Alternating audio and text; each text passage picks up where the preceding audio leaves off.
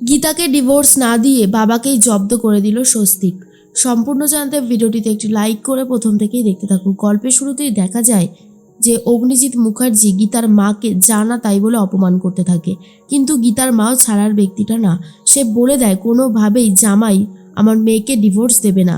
আমার মেয়ে যদিও সই করে দেয়, কিন্তু আপনার ছেলেই আমার মেয়েকে কখনোই ডিভোর্স দেবে না।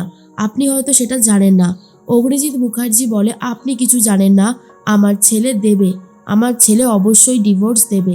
তখনই গীতার মা বলে, বললাম তো, জামাইয়ের চোখে আমার মেয়ের জন্য যে ভালোবাসা আমি দেখেছি, তারপরে আমার এটাই মনে হয়েছে কখনোই এমনটা হবে না।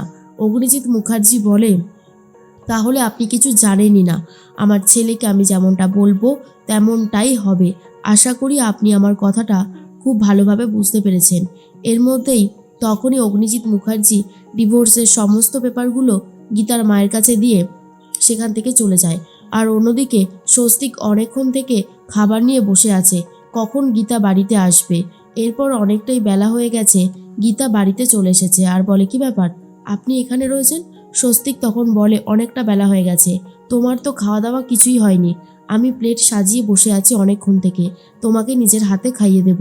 গীতা তখন বলে, না না, আমাকে খাওয়াতে হবে না, আমি খেতে পারবো। স্বস্তিক বলে, দি না খাইয়ে, সারাটা দিন পরিশ্রম করে এসেছো, আমি বাড়িটা সামলাবো, তুমি না হয় বাইরেটা সামলিও। আমি তোমার জন্য খাবার রান্না করে রাখবো, খাবার সাজিয়ে বসে থাকবো টেবিলে, কখন তুমি আসবে আর তোমাকে খাইয়ে দেবো। এই সমস্ত কথা শোনার পর তো গীতা রীতিমতো লজ্জা পেয়ে যায়। স্বস্তিক তখন বলে, এসো আমি তোমাকে খাইয়ে দিই। এই বলে নিজের হাতে ভাত মেখে দুগাল খাইয়েও দিয়েছে। তার মধ্যেই গীতার ফোনটা বাজতে থাকে। ফোন করেছে গীতার মা আর বলে, কোথায় রয়েছিস তুই এখন?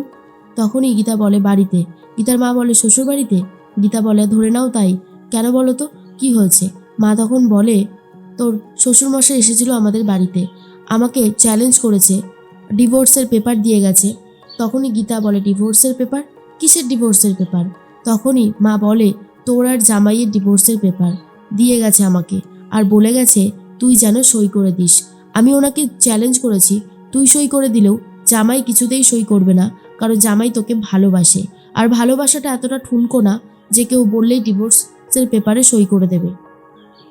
শোন না, তোর কাছে এই প্রথমবার একটা আবদার করছি, রাখবি? গীতা বলে, কি আবদার?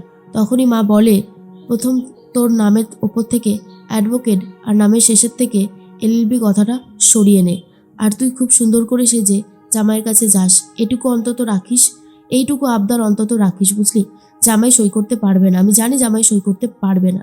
এরপর ফোনটা কেটে দেয়। স্বস্তিক তখন বলে, কি হয়েছে? ডিভোর্সের কথা শুনলাম মনে হলো। তখনই গীতা বলে, আপনার বাবা অগ্নিজিৎ মুখার্জি আমার বাড়িতে গিয়ে আমার মায়ের হাতে মিউচুয়াল ডিভোর্সের পেপার দিয়ে এসেছে আর বলেছে আপনি নাকি সই করে দেবেন। তখনই হাসতে শুরু করে স্বস্তিক আর বলে, শাশুড়ি মা বলছিল শুনলাম যে জামাই ডিভোর্স দেবে না, শাশুড়ি মাও জেনে গেল, আর তুমি বুঝতে পারলে না যে আমি তোমাকে কখনোই ডিভোর্স দেব না, কারণ আমি তোমাকে ভালোবাসি। গীতা বলে, এসবের কি মানে? না আমি আপনার স্ত্রী, না আপনি আমার স্বামী, আমাদের মধ্যে তো তেমন কোনো সম্পর্কই নেই। তখন স্বস্তিক বলে, তাতে কি হয়েছে? সম্পর্ক থাকুক বা না থাকুক, আমি তোমাকে ভালোবাসি, আর এটা চরম সত্যি। আমি কোনো দিনও তোমাকে ছেড়ে দেব না Gita, I really love you. একদিন আমার সামনে এসো না, খুব সুন্দর সেজে, তোমাকে দেখার খুব ইচ্ছে যে তোমাকে সাজলে কেমন লাগে।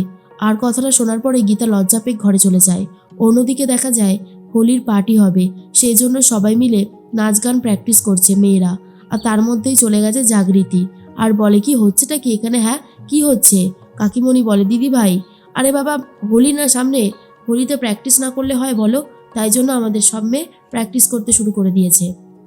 তার মধ্যেই জাগৃতি বলে, তাই হোলিতে প্র্যাকটিস হচ্ছে, বাহ, তাহলে তো খুব ভালোই।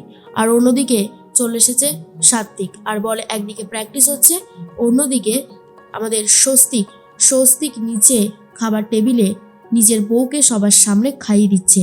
এই দৃশ্যগুলো আর দেখা যাচ্ছে না। তখনই গিনি বলে, তোমার অসুবিধা কি হচ্ছে? ও ওর বউকে খাইয়ে দিচ্ছে, তোমার আর আমার তো অসুবিধা হওয়ার কথা না। সাত্বিক বলে, হচ্ছে, অসুবিধা হওয়ার যথেষ্ট কারণ আছে বলে হচ্ছে, ওটা প্রেম করার জায়গা না, ওটা ওটা হচ্ছে খাবার টেবিল, ওখানে বসে আমরা সবাই মিলে খাবার খাই। ওদেরকে বলে দিও, ওদের যদি প্রেম করতেই হয় তাহলে যেন ওরা ঘরে গিয়ে প্রেম করে। আর তখনই জাগৃতি বলে, কি হচ্ছে কি সাত্বিক, কেন তুমি এত রিয়াক্ট করছো? সাত্বিক তখন বলে, রিয়াক্ট করছি কেন, কারণটা হলো ওই স্বস্তিকের জায়গায় আজকে আমার থাকার কথা ছিল। আমি গীতাকে খাইয়ে দিতাম ওইভাবে, কারণ গীতাকে আমি ভালোবাসি। এরপর কাকিমণি বলেছি, সাত্বিক তুই কি লঘু গুরু সমস্ত কাণ্ড ভুলে গেছিস? তুই কেন করছিস এমনটা? বড়জন গুরুজনদের সামনে এই সমস্ত কথা কেন বলছিস? আর ঠিক তখনই গিনি বলে, কারণ ওর মাথাটা খারাপ হয়ে গেছে। এই শোনো সাত্বিক, তুমি এরকম বাড়াবাড়ি আর করো না, ঠিক আছে? এগুলো না মেনে নেওয়া যাচ্ছে না, করো না এই বাড়াবাড়িগুলো। তখন সাত্বিক বলে, বেশ করব আমি, বলেই ঘরে চলে যায়। তখন পেছন পেছন গিনিও চলে যায় আর বলে, কেন বুঝতে পারছো না? তোমার ভাই তোমার তোমার শালিকে ভালোবাসে, তাহলে ওদের সম্পর্কের মধ্যে কেন তুমি বাধা হয়ে দাঁড়াচ্ছ? তোমারও তো স্ত্রী আছে, তোমার ইচ্ছে করে না তাকে ভালোবাসতে? সাত্বিক তখন বলে, না, কারণ আমি প্রথমবার যখন ওকে দেখি তারপর থেকে ওকে ভালোবেসে ফেলি। ফোন নাম্বার জোগাড় করে আমি ওকে আই লাভ ইউ বলেছিলাম, তোমাকে নয়। তুমি জোর করে আমাকে বিয়ে করেছো, কোনো দিন তুমি আমাকে পাবে না গিনি। এরপর গিনি জড়িয়ে ধরে সাত্বিককে আর বলে, বিশ্বাস করো, আমি তোমাকে খুব ভালোবাসি।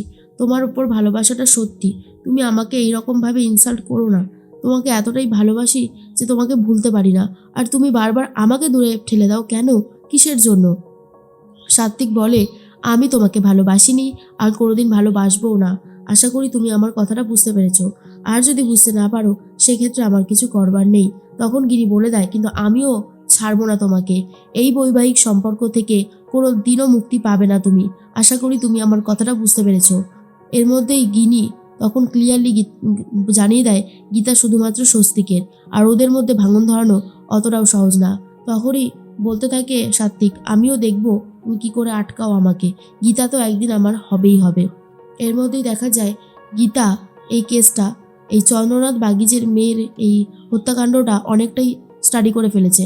তার মধ্যেই ফোন করেছে ওখানকার গ্রামের যে থানার যে ওসি রয়েছে তাকে, আর বলে, আপনার সাথে একটু কথা ছিল। আপনি কি চার্জশিট পেশ করেছেন? হ্যাঁ, একটা সাজানো গোছানো খুনকে রীতিমতো একটা অ্যাক্সিডেন্ট বলে চালিয়ে দেওয়ার চেষ্টা করেছেন। এটা তো হবে না, আমি তো এটাকে এত সহজে ছেড়ে দেব না স্যার। তখনই অফিসার বলে, এই কে বলছেন বলুন তো আপনি?